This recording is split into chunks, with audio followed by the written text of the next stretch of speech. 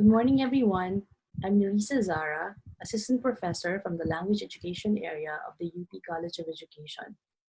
This webinar, entitled Bridging Transactional Distance, is brought to you by Rex Bookstore. So before we continue, let us first know what to expect from this webinar. First, we're going to review essential distance learning concepts, and then we're going to introduce the concept of transactional distance, and then we're going to demonstrate through a lesson plan how the interaction of the variables of transactional distance may be managed to lessen or bridge the gap. Bago tayo magsimula, magkumustahan muna tayo. Ready na ba kayo, mga teach? So, diba ang dami-dami mga webinars, no? And most of them are available for free. And then, ang galing ng mga speakers. So, I'm sure that you were able to optimize your participation in most of these webinars. So, sino sa inyo naka-attend ng mga 10 webinars? 20. More than 20. And because you were able to attend these webinars, who among you can already somehow confidently say, kayang-kaya ko na magturo ng online this coming school year? Or sino sa inyo makakapagsabi na, medyo siguro kaya na? Meron ba sa inyo who, despite having attended all these webinars on online teaching, on distance learning, on technology, etc., still feel like they're still not going to be able to do it? If your feeling is the latter, I think it's just normal.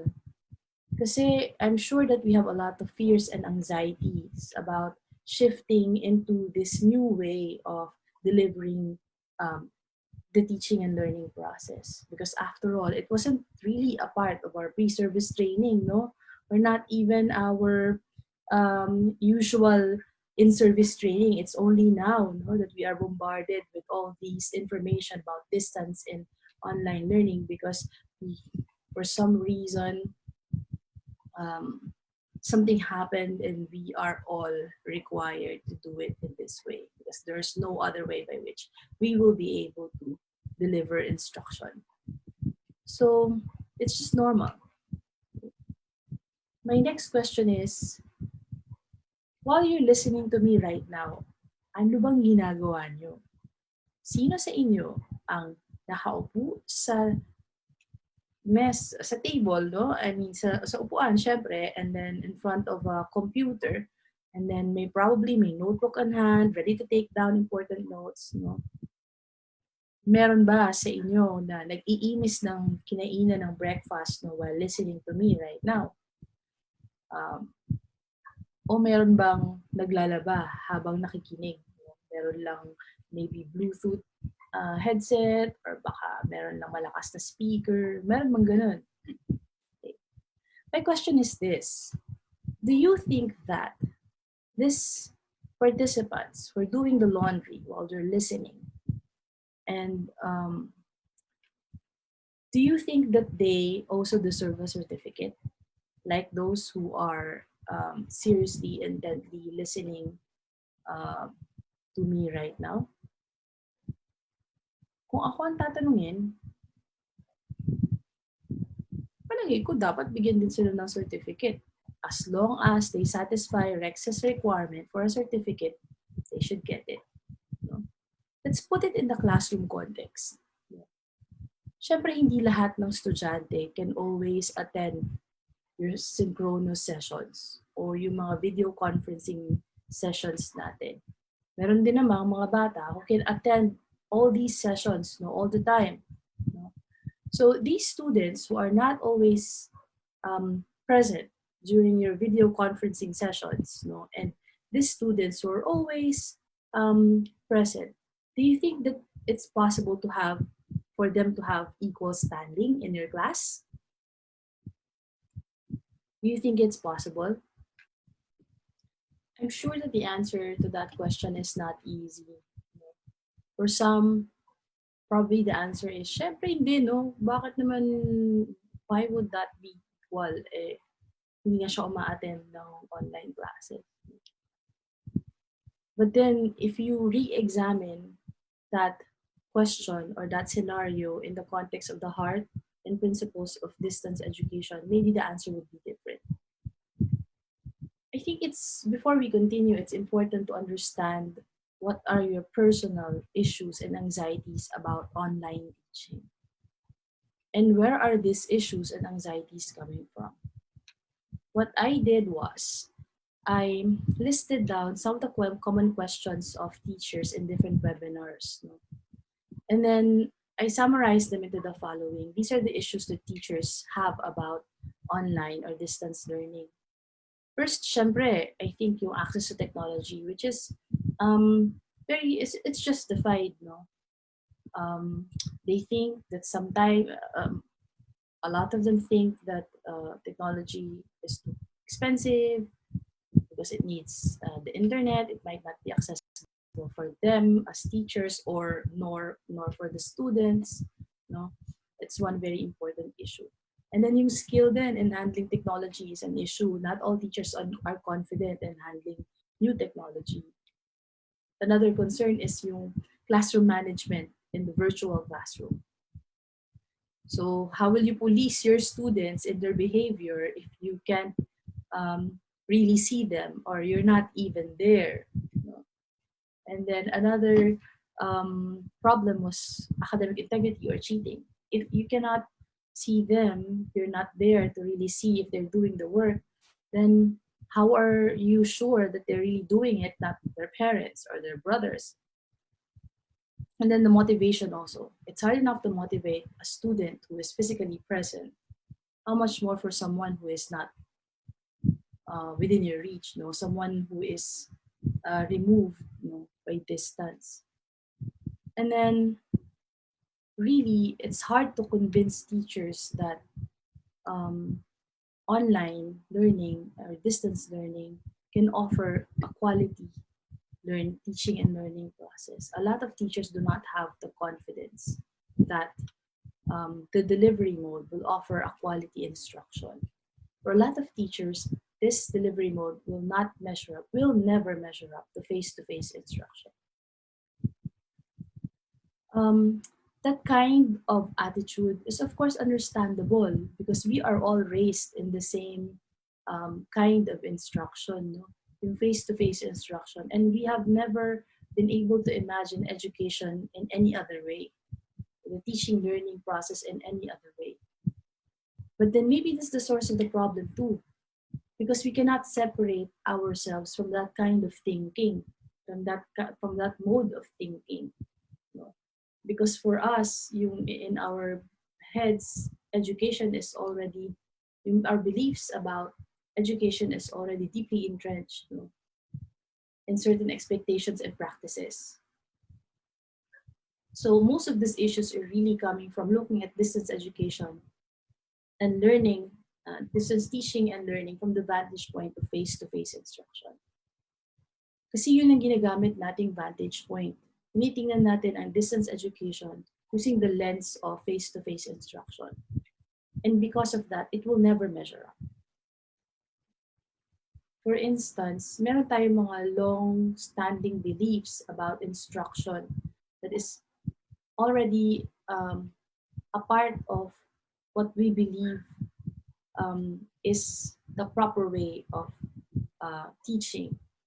For instance, how willing are you to accept that our students will learn even without us? To relinquish that kind of control in the classroom. Sometimes we feel like we're not teaching if we're not talking in front of a class. Sometimes we feel like we're depriving our students of learning kung hindi tayo ang nagsasalita at nagpa-facilitate ng klase. Meron ganong guilt feeling kapag halimbawa, most of the 70% of the classes, the students are doing the work. So, matagal nang uso ang personalized learning, ang student-centered instruction. But how much are we really doing it in the class? How much autonomy are we really giving them? Or are we, in fact, sometimes scared of that kind of autonomy, because we are afraid of relinquishing our control. But because that paradigm is the paradigm of face-to-face teaching, distance teaching is different. So the change is not only a change in modality, it really takes a paradigm shift.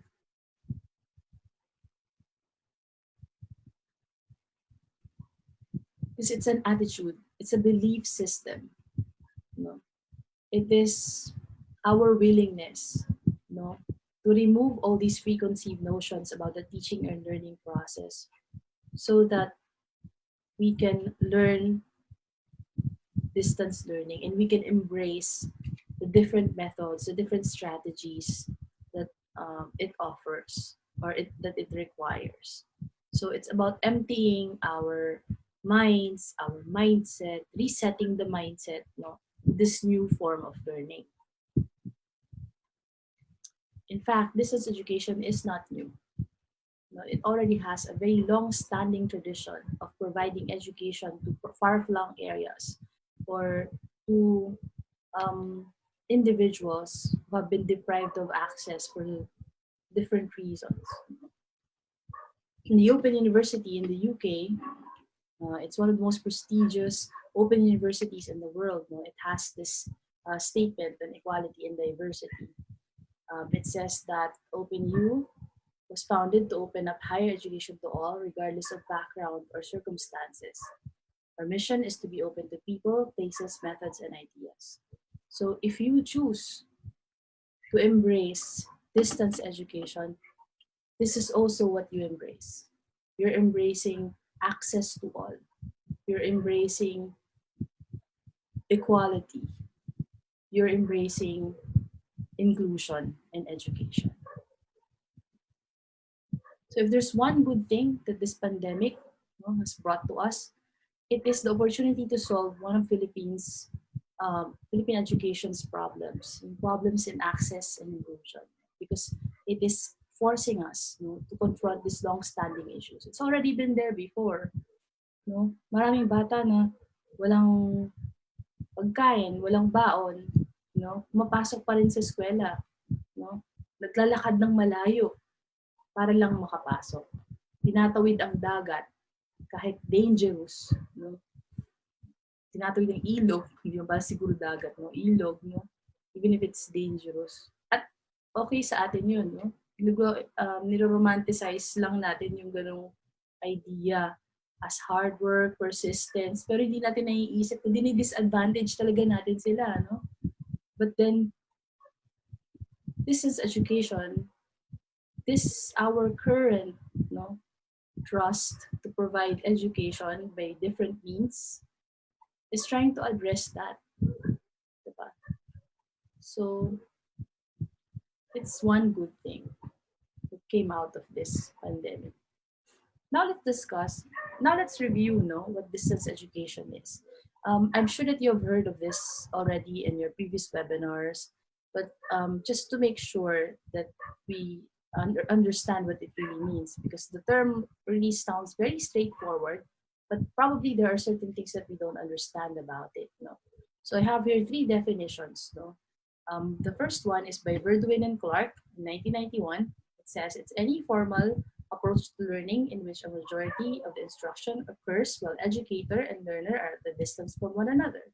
I highlighted formal approach because like face-to-face learning, it's also a formal approach to learning.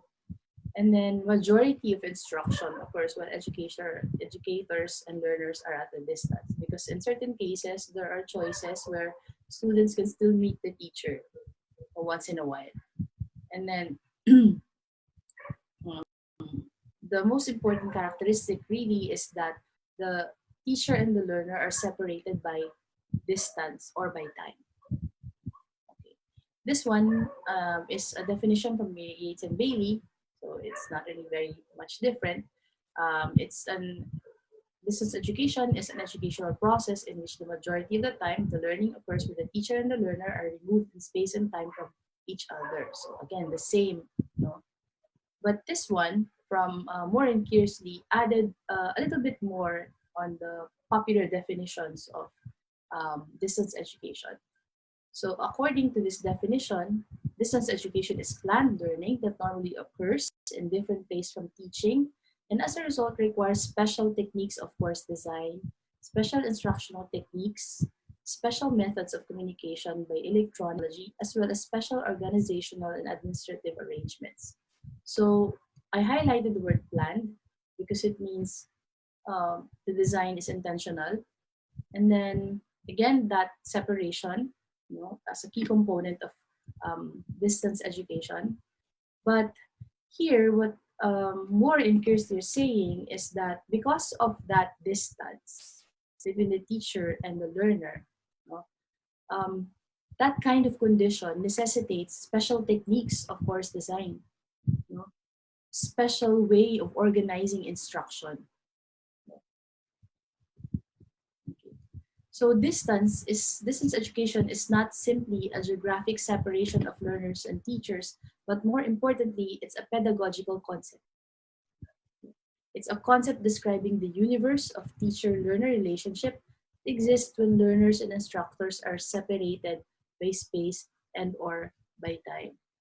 So unlike what most people believe, that distance education's main concern is just really addressing the distance, it's really more of pedagogical rather than geographical as an issue. No. Because the issue is about how to deliver learning, how to design the environment, the teaching and learning processes to deliver learning, to deliver understanding of concepts, to develop skills. No. It's just that the context is a little bit different.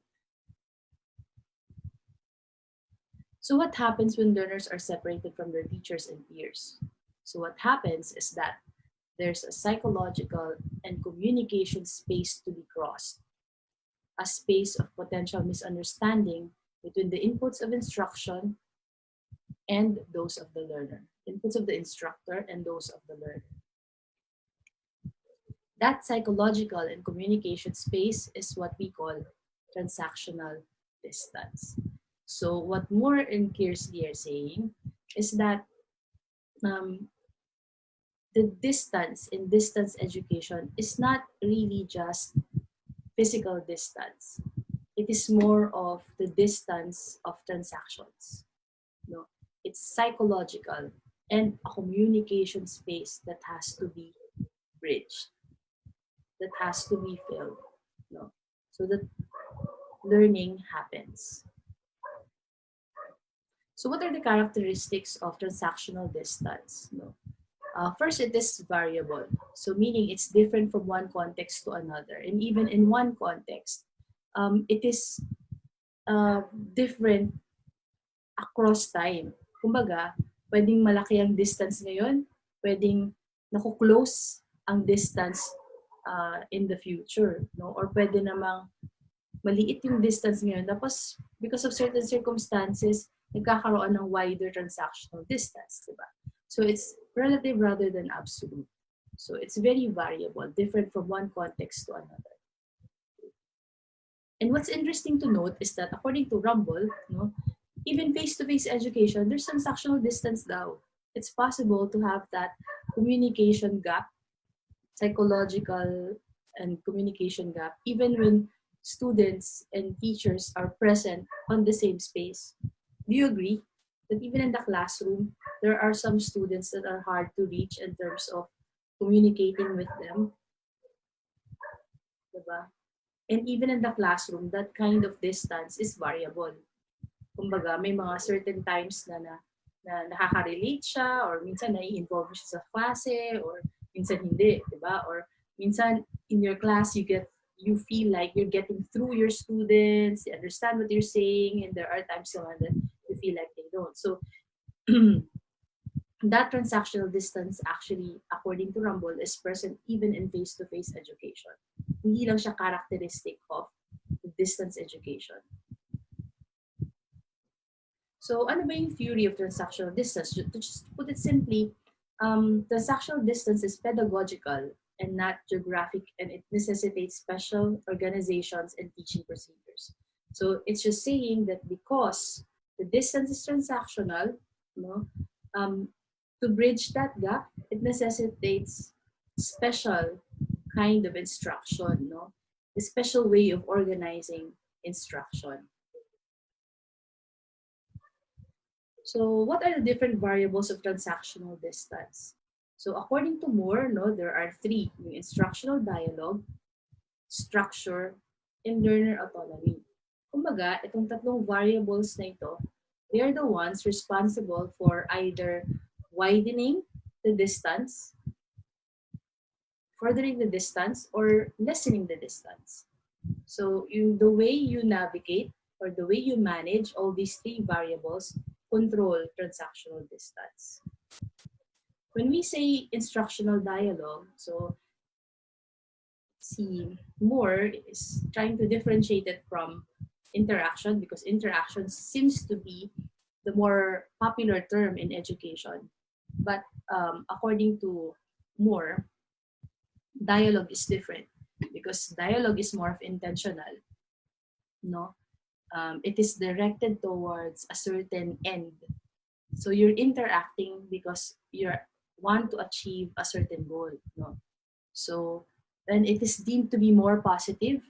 No, because each party is expected to be respectful, active listener, contributor,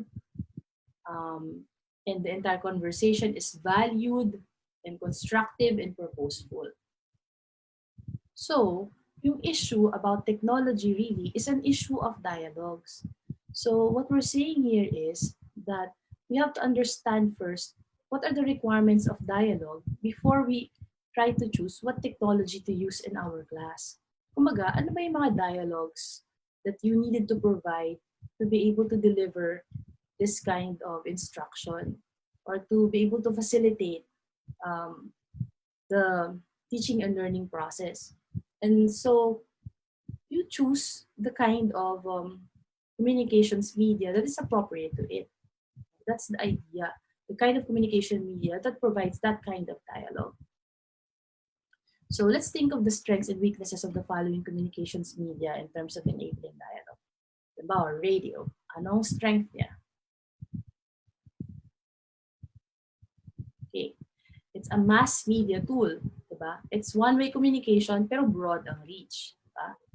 Yung printed module naman in terms of dialogue, may dialogue ba that happens in a printed module? Meron. Ang dialogue ay yung guided didactic conversations that are built into the module. Di ba pag gumagawa ka ng module, ina-approximate mo, may discourse na nangyayari, no? Ina-approximate mo yung discourse between you and the text. Di ba? Kaya yung mga module para kang kinakausap. Diba? Pero limited siya kasi approximated yung conversation. Yung video conferencing naman, syempre, it's real time and it really approximates very well yung face-to-face interaction. No? Ang kulang hindi lang magagawa talaga ay yung physical na contact, that you can definitely see each other, and it's still mediated communication. No? Okay, yung structure naman, the structure can be done in two ways: program structure and instructional structure. So pag sinabi nating program structure, it is the ways in which the teaching program is structured, organized, and sequenced so that it can be delivered through various communications media. No? Pag instructional structure naman, no, it refers to how instructional teaching and learning process are planned and organized. No? On one hand, structure is good, no, especially for students and teachers, because it provides them with a way of organizing things, no, so that everything proceeds smoothly into the direction that the lesson needs to take. But at the same time, too much of the structure without leaving room for a little bit of flexibility is not good too. No? Why? Because it is not going to be able to address the needs of your learners, because it's already set in a certain way. Okay? So when it comes to structure, there should be a good balance of order, and at the same time, flexibility. Learning autonomy is already a very familiar concept to all of us. It just means it's the extent to which, in the teaching and learning relationship, it is the learner rather than the teacher who determines the goals and learning experiences and the evaluation decisions of the learning program. So it just means that um, to be able to manage the distance, learning autonomy is important. In fact, according to the original theory, the more the distance between the teacher and the learners, the transactional distance that is, um, the more the learning autonomy is required. Kumbaga, the students are compensating for the distance. It makes them more autonomous learners. It forces them to become autonomous learners if the distance is bigger. So learner autonomy here is the agency of students within the teaching and learning process. See, Moore proposes a relationship among these variables, among structure, dialogue, and autonomy. According to Moore, the more the structure, the less the dialogue. And then the less the structure, the more the dialogue. So parang inversely proportional daw ang structure and dialogue. And then the more the transactional distance, the more autonomy is needed by the students to compensate for the distance. But in recent literature, kino-contest yung ganitong understanding of the variables because each context is different. And because each context is different, yung interaction of all these variables can also be different. So therefore, it cannot be described or expected to behave in this way. But I just mentioned just so that you know that such conceptualization is available.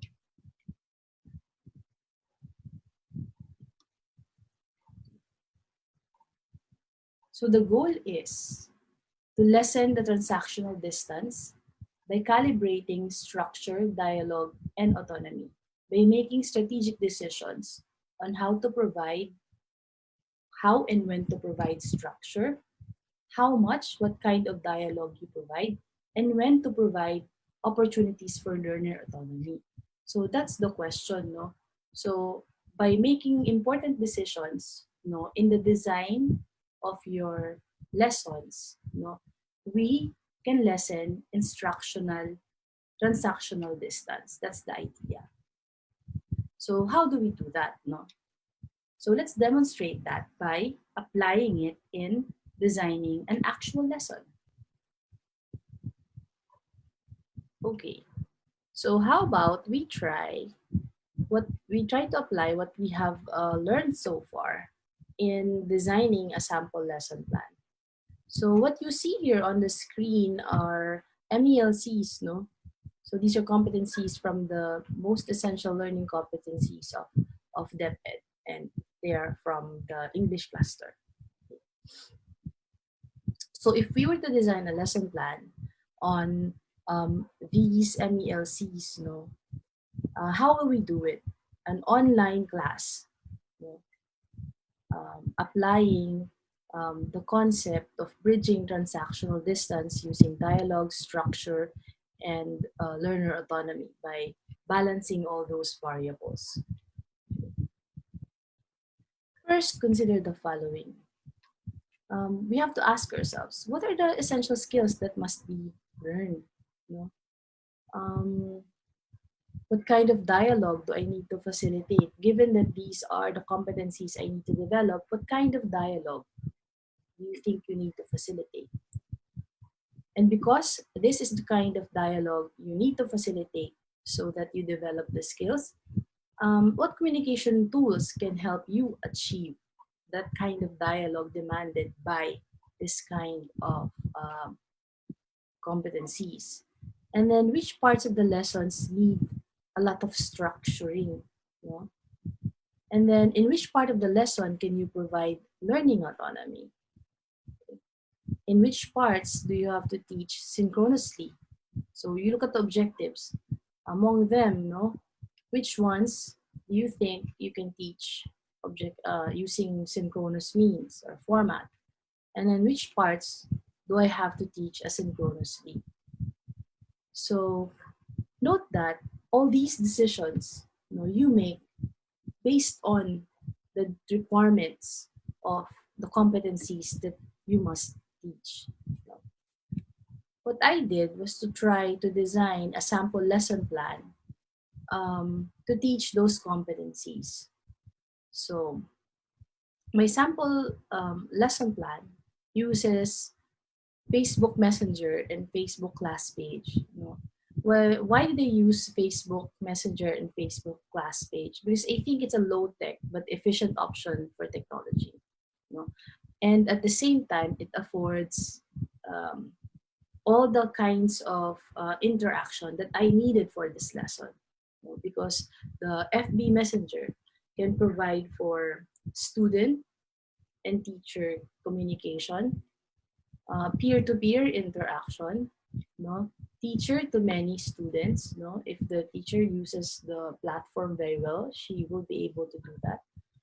The platform also allows the students to engage with content. Okay, so I believe that this platform is a low-tech option, but at the same time efficient.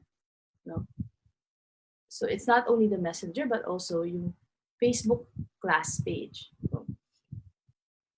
But as a reminder, I'm not advocating this in particular. I'm just saying that I'm just choosing a low-tech option.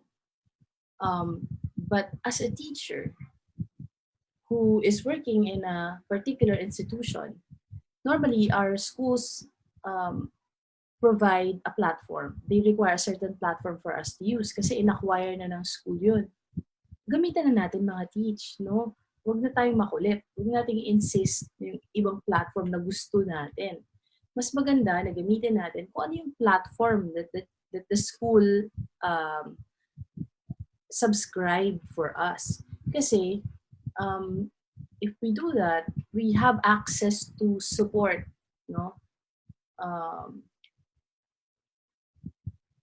yung mga in-house experts, and at the same time, maybe yung experts that are provided by that platform service package, di ba? So meron na siyang service na i-provide if you need it. And at the same time, in cases like that, meron mga school processes, that gets embedded into the platform too. So, gamitin na natin. Okay. So, all right. So this is the lesson that I drafted. It's supposed to be for grade 7. And those are the MELCs. Okay. So in developing the lesson, I chose to contextualize all these topics or all these competencies in the context of a particular theme. So it's disinformation in times of crisis. For me, themes are very important because themes serve as binding element for skill development and knowledge acquisition. At the same time, it also contextualizes these skills to be learned, these topics to be, this knowledge to be acquired in the context of realities that our students grapple with. I think it makes for more meaningful and purposeful learning. And at the same time, there's organic unity also in the entire lesson plan. So, yung question as regards the format, whether it's asynchronous or synchronous, I think you have to look at the objectives. So, among the objectives, which among them can be presented using asynchronous means, and which among them can be presented using synchronous means. Okay. Kung titignan mo, yung ABC objectives, with proper guidance, can be done asynchronously na. Diba? But yung expressing insights, etc., pwede pa rin asynchronous means, But then, pwede rin naman siyang gawing synchronous. And look at the materials. The materials are very minimal. Social media posts, yung cellphone, kung walang laptop, or laptop. Okay? So let's now go to the outline itself. So the lesson is supposed to be carried out in 4 days. So day 1, synchronous, day 2, asynchronous, day 3, asynchronous, and day 4, synchronous. Baka sabihin nyo, ang tagal naman. Isang lesson, 4 na araw. Pero ilang competencies naman yun if you notice. No? In fact, marami ka pang pwedeng i-integrate na competencies here. So, hindi naman sayang yung 4 na araw na yun. Kasi marami ka namang MELCs na pinagsama-sama. So, yung day 1 is supposed to be preparation and it is synchronous. This is supposed to be done using FB Messenger chat room. Let's see how it's going to work. So in the beginning of the chat, the teacher greets the students and checks attendance. And this can be done in many different activities like maybe post your selfies or your favorite quote for the day, etc. And then what's important is that the teacher acknowledges the presence of students already present in the chat room. Okay? Para the student feels that the teacher knows they're there. Okay? And then it's very important that there are rules that we establish in the chat room. Like no side conversations, and to avoid noisy chat room, students should wait for the teacher's go signal for discussion before interacting with others in the chat room, etc. So if they were in an ordinary setting, no, itong mga rules na to, they would have been delivered or given to the students at the beginning of the classes. It's just that, syempre dito, kailangan natin i-emphasize. Okay. So, and every time you use a chat room like this, maybe it's important to remind them of the rules too. So if you look at this first part, no, this part already provides the dialogue. The dialogue. What kind of dialogue? Dialogue between the teacher and the students. Diba? Okay. And then it also provides structure to facilitate the dialogue better, no? So that you can ensure the communication flow is facilitated better. It's important to provide a certain structure. And the structure here is in the form of the rules so that the teacher gives the students. Okay. And then the lesson continues, the lesson proper. So what the teacher would do is to show a series of screenshots of SNS posts about COVID-19. What the teacher can do is to divide the students into different groups and then assign each screenshot to each group, no? And then the task would be to verify if the post contains credible information or not. So it's like determining whether it's fake or real, no? And then they must justify their answers. But what's going to happen here is that you're going to send them into their own chat groups, no? The teacher can make the chat groups beforehand, or the students can make their own chat groups. But then what's important here is that the teacher should be a part of each chat group so that you can monitor what each group is doing in the chat group. And it's also important, like in a regular class, because they are within one session, to tell them how much time they have for that breakaway session. And then what output they need to produce at the end of such time, no? And what roles perhaps each member is supposed to play, no? And then what kind of output do they turn in?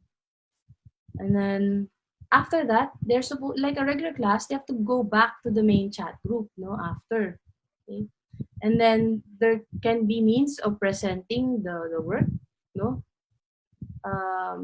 It's up to you how you want to do it.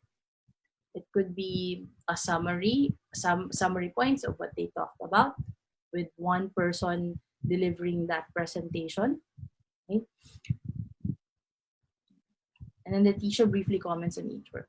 So in this part of the lesson proper, you will see that again, there's that kind of provision for dialogues. And this time, aside from teacher-student dialogue, Now the lesson provides for peer-to-peer dialogue, okay? And then student to teacher dialogue. So different kinds of dialogue. Dialogue also with the text because they are supposed to critique a certain text. So different kinds of dialogues. And then there's also structure. Structure in the breakaway groups. Okay. And then the teacher now, as for the input, after the class have sampled, no, determining, verifying information, whether fact or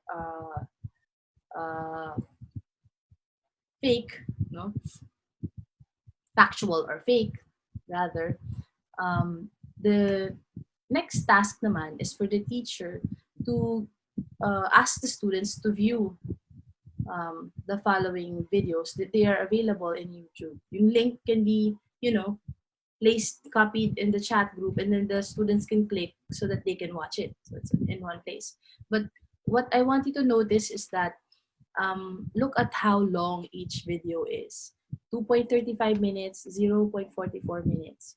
Because in an online learning platform, it's so easy to overload the students, cognitively overload the students, no? Sensory overload the students. So according to research, it's very important that yung mga videos like this can probably be less than 10 minutes. Ganun, no? And if you notice, in this lesson, every 5 minutes, iba-iba yung ginagawa nila. Kasi nga, yung attention you can only get for that much time. So after viewing it, 44 minutes, 44 minutes, the teacher gives them a set of questions. And then they can go to their breakaway groups again so that they can talk about, answer the questions. No? And then for the asynchronous activities that follow for day 2 and day 3. Okay. But what I want you to see here is that, again, yung structure that the teacher provides, no, in the activities. And at the same time, what I would like to see is how most of the time it's the students who are doing something, discussing, critiquing, watching. The teacher is just guiding and facilitating. And even the input is not provided by the teacher herself. It's provided by the videos. Because definitely the videos are more stimulating than the teacher's voice, nor it's even more stimulating than the teacher's PowerPoint, where it may be, So,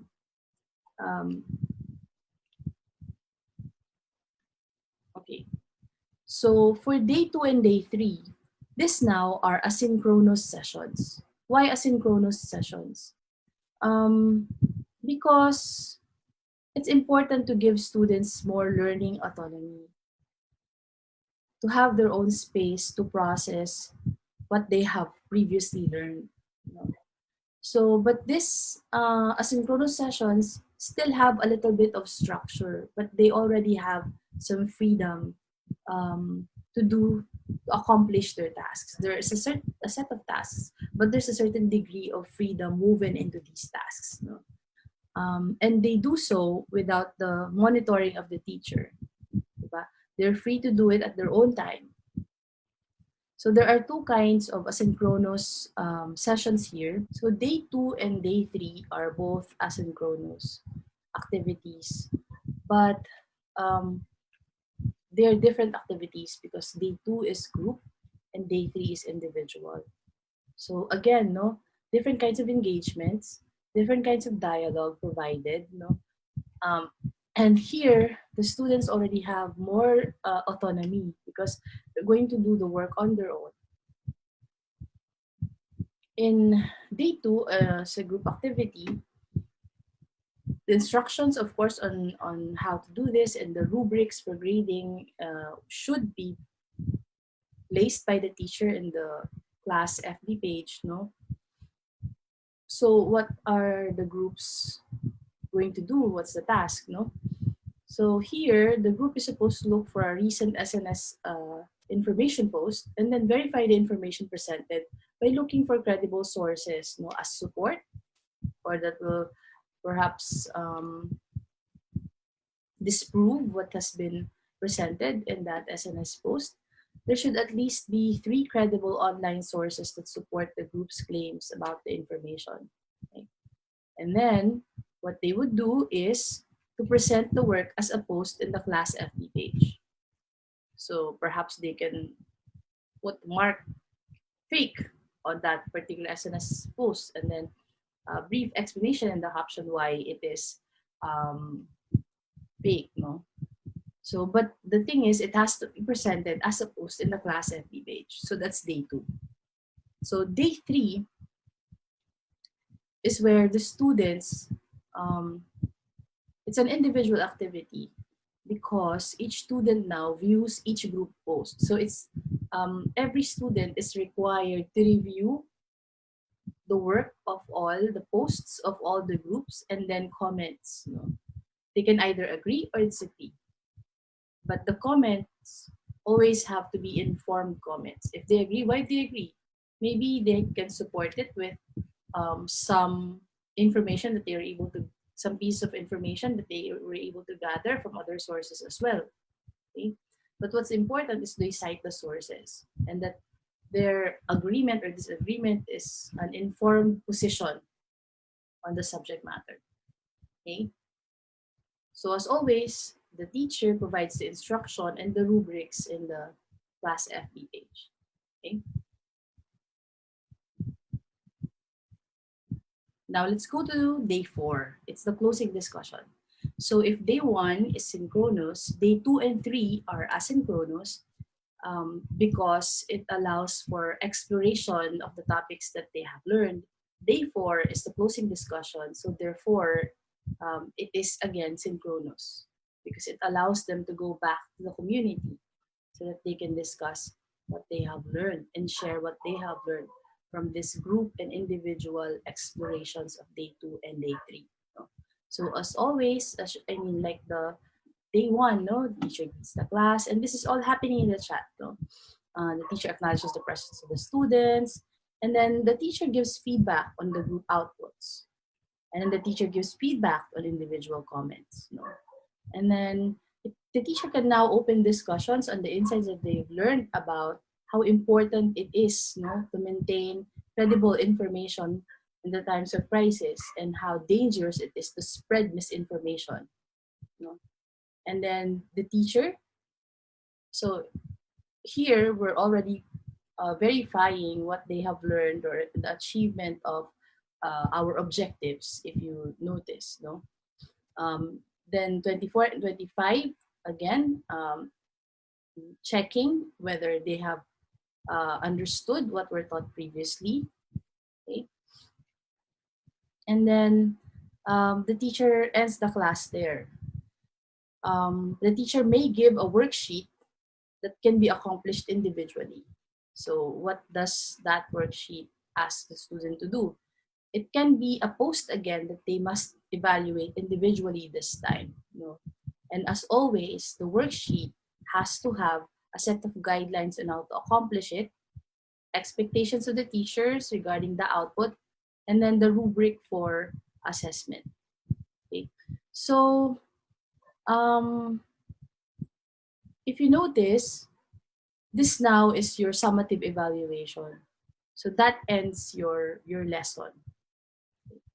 So, and all of that is done using FB chat and FB Messenger. So what this lesson plan aims to demonstrate is how to bridge transactional distance by balancing the presence of dialogue, provision for structure, and the provision for learning autonomy in a lesson plan.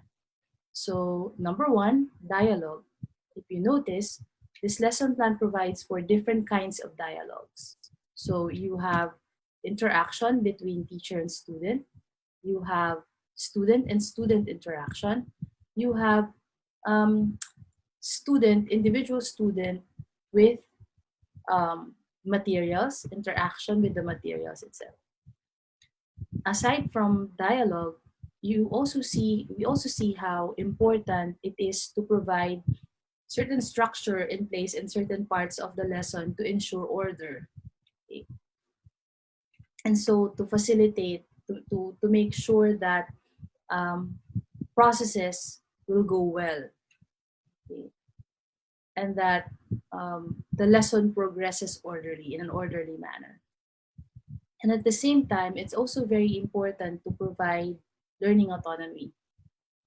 It's important to send the students in their own exploration of what they have learned, without the teachers monitoring, with a little bit of structure, but with a lot more freedom. Okay. So in conclusion, teaching online means managing transactional distance. The less transactional distance, the better.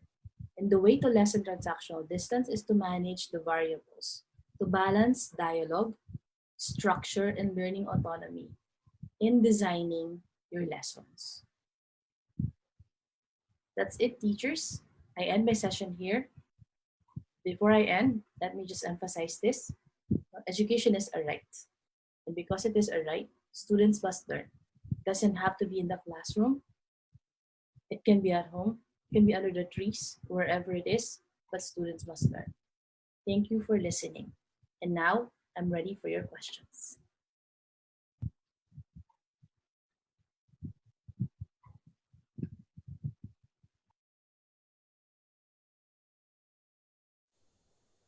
Okay. So I have here a list of very interesting questions, no? First, I have from Norhedjil Palek. Hi, Norhedjil. The question is, do you think distance education is effective to the elementary kind of instruction? Um, to be honest, my experience in distance learning is really more in the higher levels, no, and also with older learners.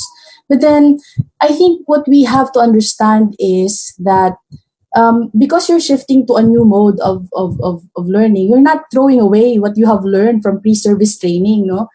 Um, what you know already about how students learn, how young students learn, what works for them, what doesn't work for them. You just have to apply it as context, no, as contextual variables when you design instruction. I think what's important to understand here is that yung distance education, it's distance learning, online learning environment. It's yung the entire teaching learning process. It's not a burden of the technology. It's the burden of the design. No, yung achieving the goals and the objectives of your lesson. It's really in how you design the environment, no, the lessons, how you contextualize your lessons given what you have, given the technology available, and knowing what you know about your learners, because that is very much important. So, ang preschool students or younger learners, for instance, how kung gaano lang ka yung the limits of their attention, for instance, you know what they like, you know what they don't like. So you just have to factor that in when you design, 'di ba? So yung lahat ng alam natin, no, about our learners and how you're designing instruction to capitalize on this knowledge, no, still matters. So I think that even if I don't have enough experience in this level of students, I think you as a teacher, yung elementary teachers can still do it as long as they know the needs of their learners. No, they know how their learners learn, and they factor it into the design. It will work. It will work. But Norhidjil, this is really a very good question. And I'm sure that other elementary teachers are also worried about the same thing, because we know how successful distance learning is for graduate students, for adult learners, di ba yung mga MOOC? But it's very seldom that we hear about it in the lower levels. Pero alam nyo, in other countries, for example, China, Korea, di ba may online learning sila? Pero ang ano nun ay konti yung estudyante, and it's more of face-to-face, no? But it works for them too. No, iiba lang kasi ngayon mas maraming students ang ina-address na ng teacher. But again, no, importante to still use the knowledge that you have as an elementary teacher. Ano ba yung gusto ng mga estudyante ko? Ano ba yung needs that I need to address? And how do I design the teaching learning environment so that I will be able to address that? Okay? Pero napakagandang tanong. Ito. This is from Rosalinda F. Tamani Donato. How to extend dialogue to students without gadgets and far-flung places. And I think concern ito ng napakadaming ding teachers, no, out there. Alam nyo kung paano nagsimula ang distance learning? Di ba, nakita nyo yung slide, di ba, there's a slide in the presentation about the University of Chicago. It used to be called correspondence learning, no? Kasi what they used to do was to send letters. Yung teacher and students, no, they exchange letters. Yung si teacher sends the exercises, tapos ibabalik ni teacher ng estudyante with answers, so the teachers will give comments, no. Tapos nung nauso na yung mga telephone conversations, telephone na yung ginagamit na tools, no. So you see, even in times when yung communication is not as sophisticated as we have now, yung teachers find a way. Teachers find a way to teach. So I'm sure that there is a way to reach students for far-flung areas. So kaya nga, I think, di ba, ang mga teachers in the public schools are encouraged to write modules kasi yung print modules are very useful siya, no, in reaching students who don't have access to digital technology, but they have the modules. But yung modules, it takes skill, no, to write a good module. Hindi lang basta-basta susulat mo lang doon yung lesson mo, no? Kasi kailangan mong i-factor in yung conversation. Kailangan may ini-enact yung discourse, no? And it's also, it takes a lot of practice. But see, kung hindi pwede ang digital technology, then meron tayong mga modules that they can answer. But the modules have to be done well so that it can simulate conversation between the teacher and the student. Okay? I hope that answers your questions. Kung hindi module, again, it's in the burden of instruction, in the burden of pedagogy. Teacher tayo, gagawa natin ng paraan yan. Okay? Si Miss Kathy Joy Manghaya. How our teaching and learning processes are planned and organized, no? Maganda siyang question, pero medyo broad din siya, and it might take us probably an entire session again to be able to discuss answers to these questions. But I hope that yung slide natin kanina and the entire lesson that I showed you, that I drafted, no, just to demonstrate how to apply this, will somehow give you an idea on how to do this. And I think, I'm sure you also watched yung previous webinar ni Professor Canuto. She was talking about community of learners. If you remember, kung hindi nyo siya napanood, you can always review kasi I think yung mga replays, yung mga videos are in Rex website, Facebook site, so pwede nyo siyang panoodin. But she was talking about how to provide educational experiences in the classroom in terms of providing social presence, teaching presence, and cognitive presence. No? Pag sinabing teaching presence, yung presence ng teacher as a knowledgeable adult in the classroom that manages instruction, kailangan nararamdaman siya in every lesson. At yung provision for social presence, yung bang provision for yung sense of community, no, within among the learners, that's important.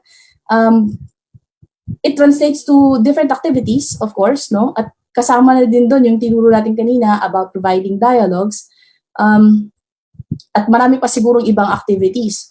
And then meron pa yung cognitive presence. Ito naman yung ways to engage with knowledge, no, and again, it translates and it's operationalized into many different activities too. So with yung social presence, teaching presence, cognitive presence, plus itong mga variables of transactional distance, no, you put them together, and I think na it's a good start for an online practice. And if you continue watching these webinars, my colleagues in the college will continue to deliver some helpful tips, no, on how to practically design your instruction.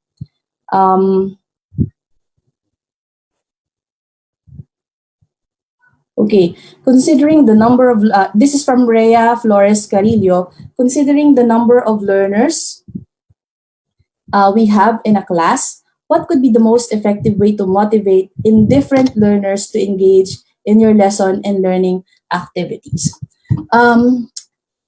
Yung engagement, di ba sinabi ko sa slide kanina na isa siya talaga sa problema ng mga teachers, no? Paano i-motivate yung mga students, no, sa ganitong klase ng environment? Hindi mo naman sila nakikita.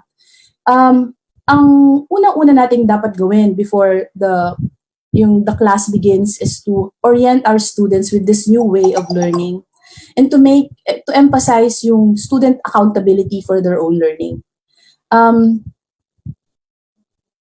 Na dapat alam nila na merong certain goals that they have to achieve for themselves, that you cannot achieve for them. And at the end of the day, if they don't accomplish that, they're accountable for it. They are accountable for it. Okay. So, how do we do that, no? There are certain ways in the assessment to do that. Mararamdaman nila na, oh, hindi ako nakinig, so therefore hindi naging maganda ang score ko dito. So, it's tricky to do, but the answer to the question is not just one activity and it's just one action, but it's really about strategic actions in different aspects of your lesson plan or in the planning, no? It's in the way you provide dialogues with the students, and it's in the way you provide teaching presence, and it's in the way you assess your students too. Kasi kung alam nila na at the end of the day, I will be assessed, and itong pagiging indifferent ko, no, I will be held accountable for this because I will not pass, and this will have high stakes consequences later on. Then, wala silang magagawa kundi mag-engage, no? And another tip would probably be to divide your class. Kailangan ba sabay-sabay mo sila palaging nakikita? O baka pwedeng, kung 1 hour ang segment mo, baka pwedeng every 15 minutes, take pa 5 students ang papasok sa chatroom para you can attend to them.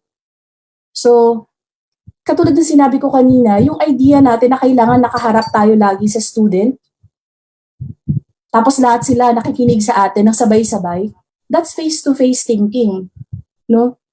So, ang distance education thinking is different, no? Huwag niyo may isipin yun, no? Isipin niyo na pwede niyong gawin yun. Hindi kailangan na sabay-sabay sila. Okay? Hindi ko alam kung may certain accountability na hinihingi sa atin ng ating eskwelahan or supervisor na hindi. Kailangan, kapag oras mo, kailangan lahat ng students makikinig sa'yo. Baka pwede silang usapin na sana hindi ganun, no? Kasi ang importante ay matuto ang mga bata. Hindi yung mga, hindi mas importante doon yung pag-maintain ng mga nakagawian na nating mga practices in the classroom. Ang objective natin ay matuto sila. No, hindi yung maintenance ng ganong klase ng mga practices and traditions in the classroom. Iba ang virtual classroom. Diba? Meron tayong need na kailangan i-address. And that need is that need to keep them engaged. And so therefore, you design the environment in such a way that you will be able to attend to each of them. Diba? So, nagsa-structure ka ngayon. So, yun ang sinasabi natin na yung transactional distance and how it works. No? Isa-structure mo ngayon yung encounter in such a way na konti lang ang i-engage ang kausap mo at each time. Diba? Kaya nga yung input, kailangan maiksi lang siya. Hindi siya dapat katulad ng ginagawa natin na buong oras nagsasalita tayo. Dapat yung input can be finished in 10 to 15 minutes or 10 minutes maybe or 5 minutes input of the teacher. Diba? Para pwede mo siyang ulitin sa susunod na group. So, in 1 hour, pwede mo, para konti lang yung kaharap mo. So, that's just a suggestion. No? There are many other things that you can do. So, that's what I am saying. No?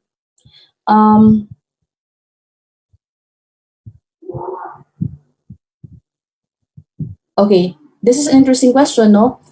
This is from Bonfire Sapphire. How is the transition from traditional to blended learning here in our country? How can teachers make virtual teaching more sustainable for us personally? Can you give us tips? Piece of advice. Medyo ang dami. Tatlo nga lang siya. No? Yung una, yung how is the transition from traditional blended learning here in our country. Medyo hindi naman kasi ako privy to such kinds of information. So my knowledge of how we're preparing, the department is preparing for this is not enough to really be able to comment on this issue. But what many of us have to know is that distance learning, meron siyang ibang way of management, no? In fact, iba yung design ng school kapag ka distance learning. Halimbawa, kailangan mo ba ang classrooms kapag ka distance learning? Hindi, di ba? So, anong gagawin mo sa mga rooms na yun ngayon? Di ba? So, it requires a different kind of design. At it also requires a different kind of organizational structure in the school. Kasi kailangan mag-provide ng support for teachers. Kailangan ng technical support. Halimbawa, hindi na pwede yung edtech teacher, siya na rin yung nagdo-double as tech support. Kapag ganito, kailangan ng mas stronger support for faculty. Kailangan talaga ng certain department that will take care of the technical stuff. So that's just one, no? So in bigger institutions of distance learning, mas industrialized yung kanilang setup. So, ibig sabihin, may group of course developers, may mga group of parang edtech people, yung mga technical people who handle technical stuff, at meron din yung mga tutors, may mga teachers, may curriculum designers, may ganun, no? So, iba yung organization niya. So, it really depends on how ano yung vision natin for what we're doing right now. Do we really see this as just temporary hanggang first semester lang? Kasi we see na pag nagka-vaccine na, bigla magkaka-vaccine tayo lahat, papasok tayo ulit lahat, no? At hindi na magkakaroon ng SARS-CoV-3. So therefore, kakalimutan na natin ng distance learning. Kung ganun yung iniisip natin, sige nga, mas kipaps na lang natin itawid itong ano na to. Kahit, my God, sayang naman ang opportunity, diba? Pero yun nga, sayang yung opportunity na nakapag-build ka ng infrastructure. What if we make this perhaps a permanent arrangement for some students who really are not able to afford instruction, even if we can already go back to school for face-to-face learning? Why not all this infrastructure that we have built, all this support that we have built, all these modules we have written, we still offer them as a regular curriculum for students who opt to have them. Diba? So, mas sustainable, di ba? Tayo as teachers, huwag nating isipin na ito ay temporary lamang. At matatapos din ito, hindi natin kailangan ng skills na natutunan natin. No? Ang skills na ito ay palaging kailangan. Ang pagtuturo sa online, teaching for emergency, we're living in uncertain times. May mga calamities, umulan lang ng malakas, nawawalan ng pasok for several days, nagbabaha. These are occasions when we need distance education. Hindi ko na nga sasabihin online learning eh. Sabihin ko na lang distance education. Diba? So, it is sustainable if you want it to be sustainable. Yung skills mo, build it because it's necessary. It's useful.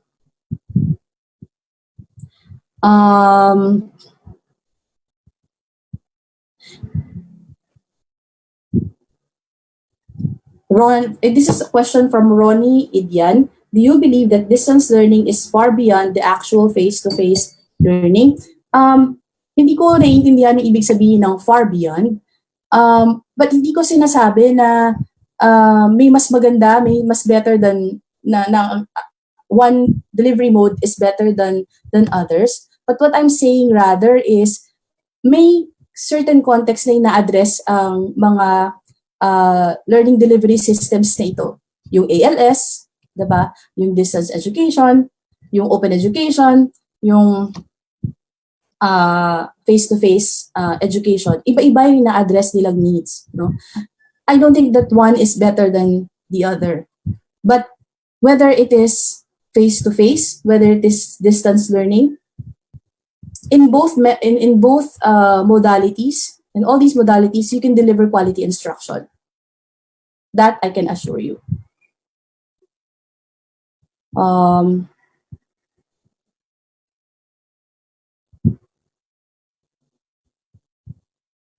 Okay. So, si Minette Egarta Tayag, sa nakikita ko po, sa lugar po namin, hindi po magiging posible ang online learning kasi mostly po, sa mga pupils ko, wala pong connection. Nag-try po ako ay online nung sila may uh, out of 28 lang po maka-attend. So, mahirap. Ano pa kaya ang pwedeng gawin? So, Ma'am Minette, salamat sa question na ito. No? At marami ding mga guro na ito ang worry. Katulad ng sinabi ko kanina, may solusyon ng DepEd para dito. Kung hindi kaya ng online, no? Pwede ang modular learning, 'di ba? Modular learning, print-based. Mag-print-based tayo. Pwede 'yun. Kaya nga I think kasama na sa capacity building ng mga DepEd teachers ay ang paggawa ng modules. 'Di ba? Kasi nga baka ito yung learning material na mas accessible para sa marami, 'di ba? Pero like what I said kanina, hindi lang basta-basta sumusulat ng module. No, to do it well, meron kasing tinatawag na guided didactic conversation. So, ibig sabihin na pina-factor mo yung yung teaching and learning discourse into the material. Diba? Kaya, meron lang siyang particular kind of skill, pero magagawa naman siya. Ang maganda sa print-based ay scalable siya kasi gagawin mo lang siya once, no? Pag nagawa mo na siya, pwede mo na siyang gamitin, no? Sa maraming estudyante at kahit ilan pa yan. Medyo tricky nga lang siya gumawa ng isang beses, pero scalable naman, no? Ang downside lang nito is a little bit of flexibility, no? Pero magagawan din naman siya ng paraan. Nasa design din lang naman siya ng mga modules. So, huwag ka mag-alala, Ma'am Tayag, kung hindi mo sila ma-reach through online, pwede mo silang ma-reach through print-based. Kaya sabi ko, distance learning, di ba? Hindi naman online learning lang, no? Distance learning. Pwede ko rin sanang i-demonstrate kung paano itatranslate into a module yung lesson kanina para lang makita ng lahat, no? Kaya lang wala naman tayong oras para gawin yun, baka sa ibang pagkakataon na lang. This is from Ross Hamero. How do you maintain quality assessment in distance learning, and how can we maintain authenticity of students' work? Hindi ko na ito topic, no, kasi I think there are other professors in the lineup who will talk about assessment. But ang masasabi ko lang ay it's very important to do assessment very well kasi this is how you build more accountability in the learning process, no? And if you do your assessment very well, hindi ka na mag-worry about cheating, no? So, halimbawa, ina-avoid sa distance learning yung mga discrete points testing, although may mga technology naman to do this, may mga proctoring technology, no, na may mga apps and programs na nasa computer na if you take the test there, talagang i-block niya yung access mo to other sites, to other files in your computer. So, may mga ganon, no? But they are costly, and it's expensive. So, medyo ina-avoid yung mga ganong klase, yung mga discrete points, no? Kasi ang dali niyang tsambahan, ang dali niyang kopyahin. So, ang trick for assessment is continuous formative assessment. Continuous formative assessment and more performance-based assessments. So, kasi yun yung mga hindi nadadaya. Pwede pa din, no? Pero very little yung possibility. But anyway, it's not my topic. May other professors who will be talking about that. But I really enjoyed your questions, and all of you are asking very important questions. I can feel your anxiety about the task that lie ahead. Pero wag nating kakalimutan, teacher tayo, no? Kasama sa ating programming, kasama sa ating DNA ang ating innovation, ang ating tatag, ang ating persistence. So, kahit ano man yan, kaya natin yan. Ang importante is we keep on learning, no? At i-try nating maging confident, no? At least for our students, no? Kaya natin yan. Kaya natin yan. Right? So, yun lang. Thank you for listening. The session ends here.